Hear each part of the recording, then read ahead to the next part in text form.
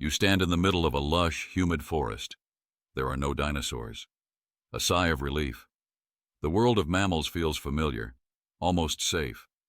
But from beyond the trees comes not a sound, but a smell. The heavy, musky scent of a predator, mingled with the damp earth clinging to its dinner plate-sized paws. Then it appears.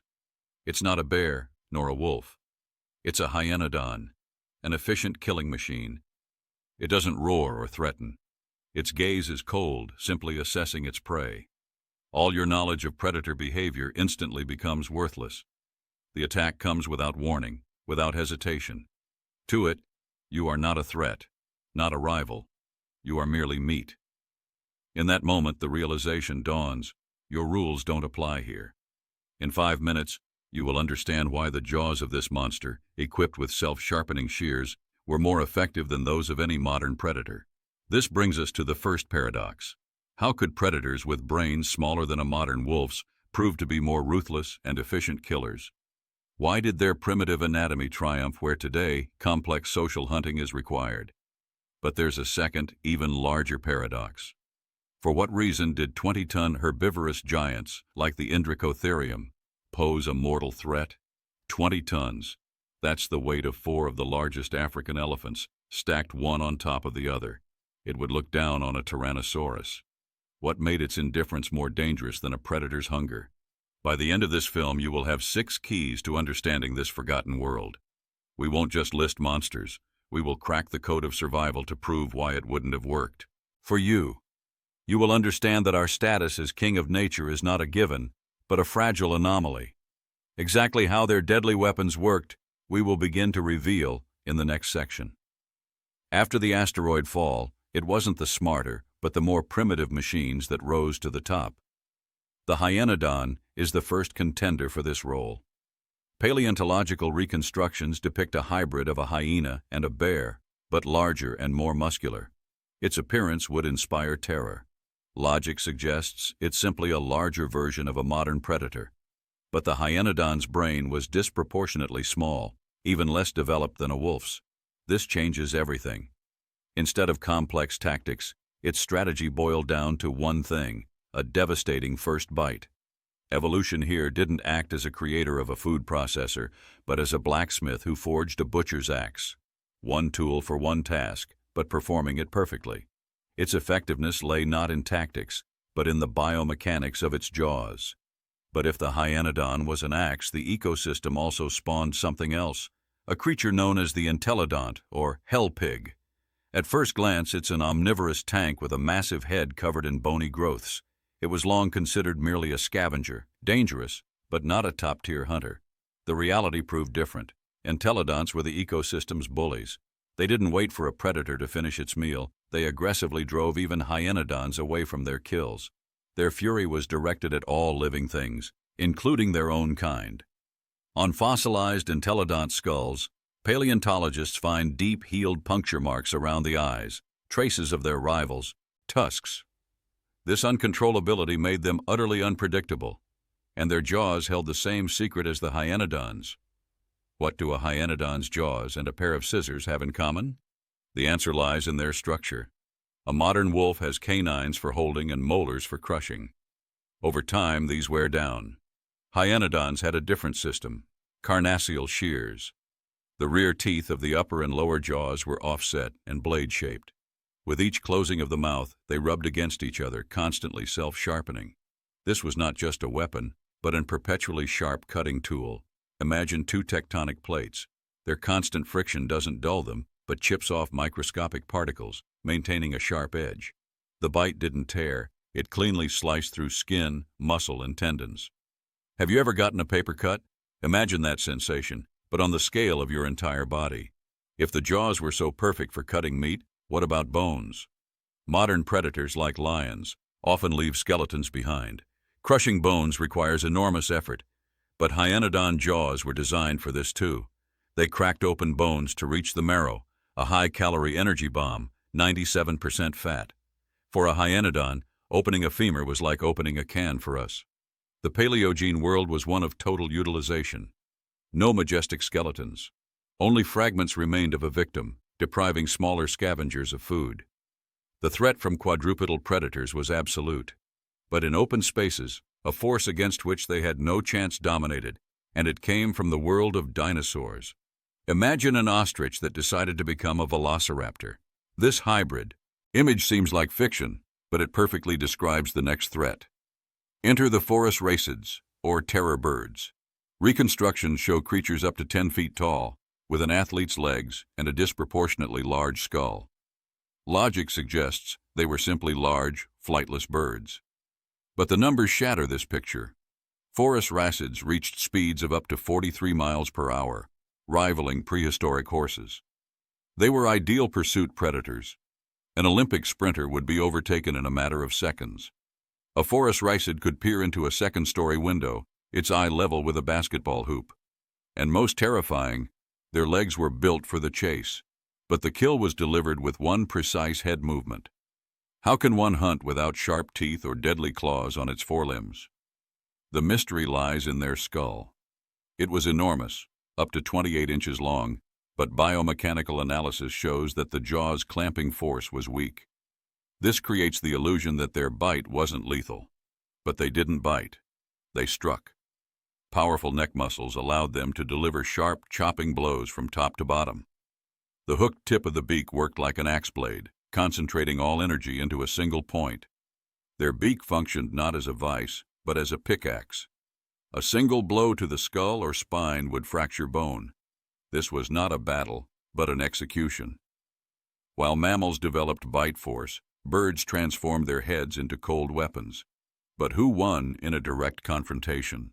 Who would win, a saber-toothed tiger or a 10-foot-tall killer bird? This is not fantasy. In South America, remains of Phorusrhacids and Smilodons are found in the same geological layers. In the La Venta Formation deposits in Colombia, their remains lie literally a few feet from each other. It's logical to assume that the saber-tooth's power gave it an advantage. But practice showed the opposite. The Smilodon relied on one powerful ambush bite. The Phorusrhacid used speed and maneuverability. It could deliver quick strikes and retreat, wearing down the cat. One precise beak strike to the skull or spine decided the outcome of the fight. If a Smilodon could lose, a human, lacking speed, fangs, or thick hide, would have no chance whatsoever. You would simply be a bystander in a battle of titans. You have one modern tool against a pack of Phorusrhacids. What do you choose, a shotgun or an SUV? A shotgun offers the ability to attack from a distance. One shot would likely kill one bird, but they are in a pack, they are fast, and reload time becomes fatal. You have 3 seconds to reload. In that time, a Phorusrhacid moving at 37 miles per hour would cover 55 yards. An SUV offers protection and speed, but the birds run at car-like speeds over rough terrain where a vehicle loses its advantage. Their beak strike can puncture thin roof metal or shatter glass. The car transforms from a sanctuary into a trap. Neither option guarantees survival. Our technology is an alien element, offering no guarantees. This helplessness forces one to seek safety near herbivores. But that was the most terrible mistake. Mix an elephant with a giraffe and enlarge it to the size of a 3-story building. This is Indricotherium, the largest land mammal in history, a distant hornless relative of the rhinoceros. Its weight reached 20 tons, its height at the shoulder, 26 feet. That's 4 times heavier than the largest African elephant. Put a Tyrannosaurus next to it, and it would seem like a lightweight. Compared to an Indricotherium, a herd of modern elephants would look like a herd of calves. This is not just a large animal. It is a living mountain, an element of the landscape, obeying different laws. Its size made it invulnerable to predators. But it was precisely this invulnerability that was the main threat. It's hard for a giant to simply exist. The square cube law states that if you double an object's size, bone strength increases 4-fold, but mass increases 8-fold. This makes giants fragile. An Indricotherium should have broken its legs under its own weight, but it broke this law. Its columnar legs were positioned directly under its body, like pillars, perfectly distributing its weight. Its spine was reinforced with powerful ligaments, and its hide was so thick that the Hyaenodon's carnassial shears couldn't penetrate it. It was a perfectly designed living fortress. An adult Indricotherium had no natural enemies. This absolute invulnerability bred a complete lack of fear. And a creature that fears nothing is dangerous by definition. What's more dangerous, a predator that wants to eat you, or a giant that doesn't notice you? Modern elephants and rhinos are dangerous, but their aggression is predictable. They react to a threat. The Indricotherium had no enemies, and therefore no concept of a threat from a creature your size. You are not prey to it, nor a rival. You are simply part of the landscape like a bush or a rock. It won't attack you. It will trample you without noticing. You hide behind a tree. An Indricotherium approaches to pluck a branch, and with one movement, fells a ton-heavy trunk onto you. This is death by indifference, accidental, meaningless, and unavoidable. It needed to eat up to 500 kilograms of vegetation every day, so it moved and ate continuously. Suppose you miraculously escaped all of them. The forest around you is full of greenery. What will you eat? The lush flora of the Paleogene seems like a smorgasbord, but 99% of these plants are unknown to us. Even those that resemble modern edible species have a completely different chemical composition.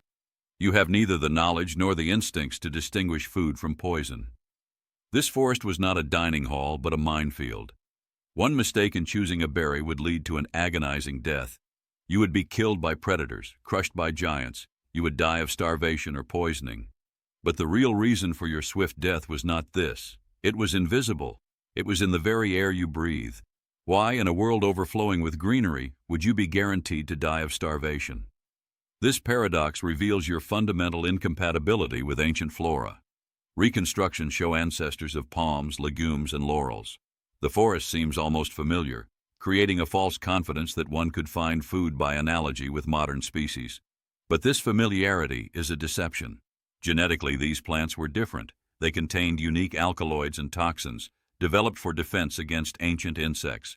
A berry resembling a blueberry could carry a neurotoxin, causing immediate paralysis of respiratory muscles. Every meal became Russian roulette.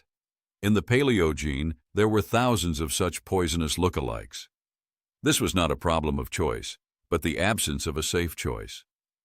But why did local animals eat them and survive? They possessed an ability that was in their stomach. How did ancient animals eat poisons and not die? The answer lies in coevolution, an endless arms race between plants and herbivores. Plants produce poisons for defense. Herbivores, in response, develop enzymes and symbiotic bacteria to neutralize them. This race creates unique biological passwords. The Indricotherium's digestive system was perfectly tuned to the chemical composition of Oligocene plants. Its liver and gut microflora were a complex chemical factory for detoxification. The problem is not that the plants were poisonous, but that your biology is incompatible. You don't have this password. Coevolution is like a river carving a channel in stone. Over millions of years, animals and plants have carved biochemical channels into each other. You are a boulder thrown from the bank for which there is no ready path. Have you ever experienced food poisoning? Imagine that any local food causes it. Your last hope is hunting small game. If you can't eat plants, you can eat those who do. You fashion a trap or track a prehistoric rodent. You are confident in your abilities, for you are a clever hunter. But the reality is different. These animals are faster and more resilient than their modern descendants. They have spent millions of years escaping Hyaenodons and Phorusrhacos. To them, you are a slow and clumsy pursuer. All your tactics are useless. The main blow is not dealt by failure, but by pure loss. Every failed chase is thousands of calories spent that cannot be replenished. A single 10-minute chase could burn up to 150 calories. Your own physiology becomes the enemy. Hunger is exacerbated by exhaustion. You are still alive, but your body is already losing the battle to an invisible enemy that entered your lungs with your very first breath.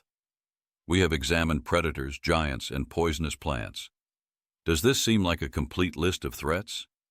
So you could be eaten, trampled, pecked to death, or die of starvation. This reinforces a sense of absolute hopelessness. But what if all this didn't matter? What if the main threat wasn't what surrounded you, but what you breathed? The real reason for your demise lies in the air's composition and in diseases to which you have no immunity. You would be incapacitated even before encountering the first predator. We have revealed 4 external threats, but the main, 5th one, was invisible. In the next culminating section, we will reveal the precise figures for the Paleogene atmosphere's composition and explain why your brain and muscles would fail within the first few hours. In the early Paleogene, atmospheric oxygen levels reached 30%, and carbon dioxide concentrations were 5 times higher than modern levels. At first glance, these numbers don't seem catastrophic. 30% oxygen is not a gift, but a curse. For an organism not adapted to such an environment, it is pure poison. Excess oxygen causes oxidative stress, a cascade of cellular damage from free radicals. It's as if you were constantly breathing concentrated bleach. Your lungs would inflame within the first few hours, your muscles would lose strength, and your brain would suffer from neuronal damage. Your cells would literally rust from the inside out. But the real blow would be dealt by carbon dioxide. A 5-fold increase in CO2 in the blood causes a condition known as hypercapnia. The first symptoms: a persistent headache, dizziness, confusion. Your ability to make decisions, analyze threats, and even simply orient yourself in space would rapidly decline. Your main survival tool, the human brain, would fail first. You wouldn't be able to devise a strategy. You wouldn't even remember why you should fear a hyaenodon.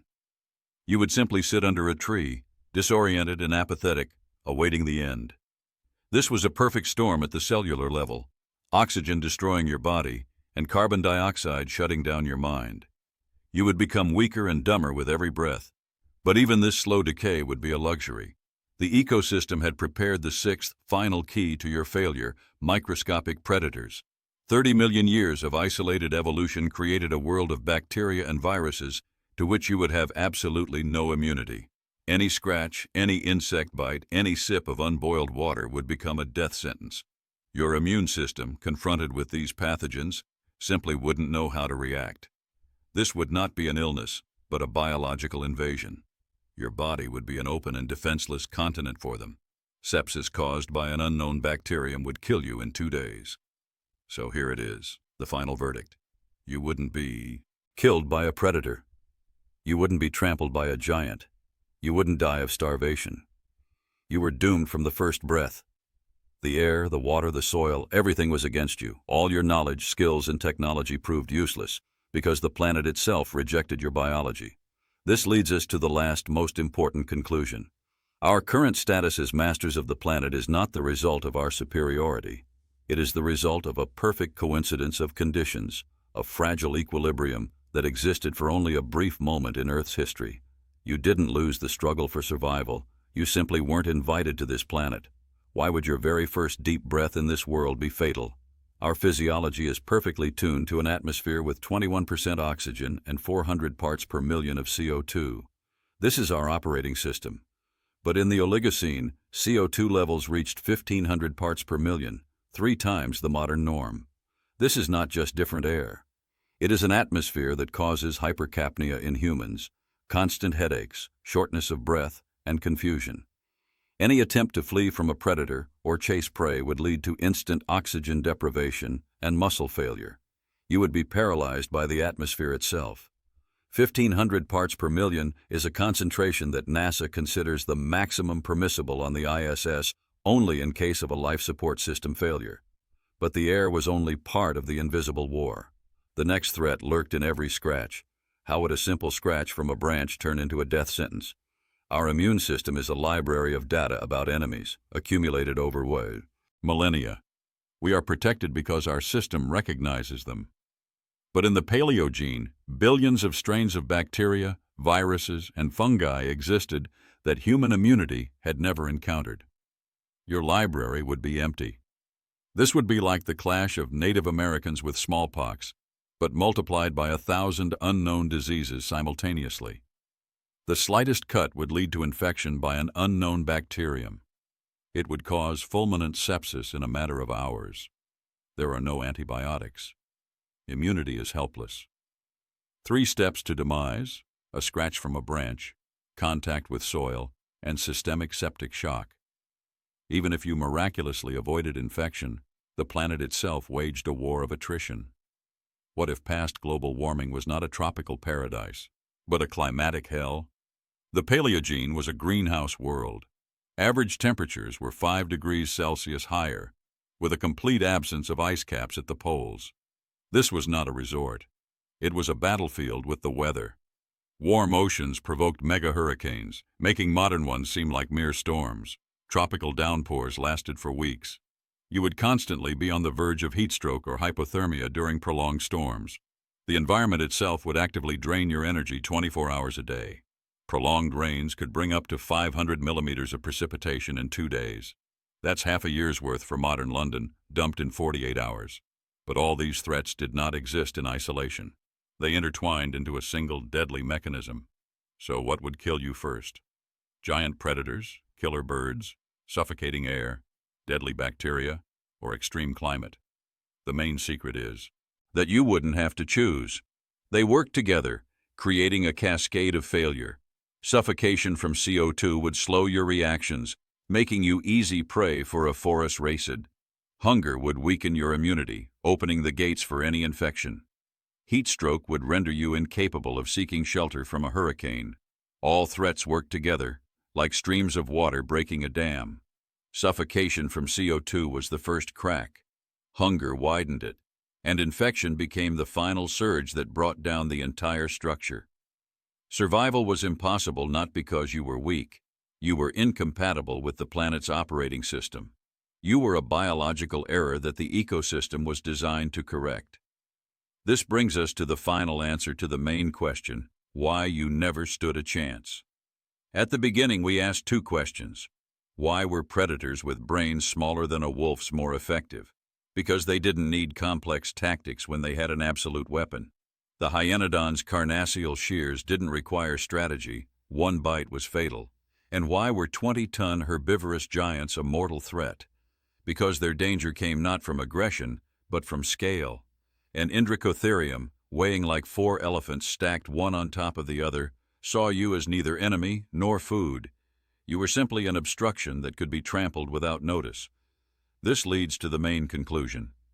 The Paleogene was a world of biological absolutism, where brute force and perfect specialization reigned. In such conditions, your intellect, a tool for solving complex problems, was useless. There wasn't a single problem it could solve here. This uncovers the final paradox. Why would the age of mammals, which seems related to us, be deadlier for us than the age of dinosaurs? The answer lies in the trap of false kinship. Dinosaurs are obviously alien creatures. Their danger was clear. But Paleogene mammals resemble us. An entelodont is a wild boar. A hyaenodon is a hyena. An Indricotherium is a rhinoceros. This creates the illusion that we understand the rules of the game. And this was the main trap. You would try to apply modern behavioral models to them, but they wouldn't work here. The danger of the Paleogene was like a doorknob to your own home, red hot. You reach for it confidently, expecting safety, and receive a deadly burn precisely because of your trust. Let's return to you one last time. You sit at the base of a giant tree. You are weakened by hunger, shortness of breath from carbon dioxide, and fever from an unknown infection. You are no longer fighting. You are simply observing. A herd of Indricotheriums passes by. The ground trembles. One of the giants stops a few yards away, plucks a branch directly above your head, and leaves. It didn't notice you. In that moment, the realization dawns. You are not a player in this game. You are not even a pawn. You are just a statistical error, dust against the backdrop of a battle of titans. Your status as king of nature is not a given, but the result of unique and very fragile evolutionary conditions. What's scarier, being an enemy to the whole world, or being nothing to it? We have gone through the entire arsenal of deadly threats from the Paleogene, but now the main question remains open. What, in your opinion, was the real main killer in this world? The monsters that could be seen, or the invisible environment from which there was no hiding? Write in the comments just one word, monsters or environment. Let's see what we truly fear more, a recognizable enemy with fangs and claws, or a pervasive, impersonal threat from which there is no escape.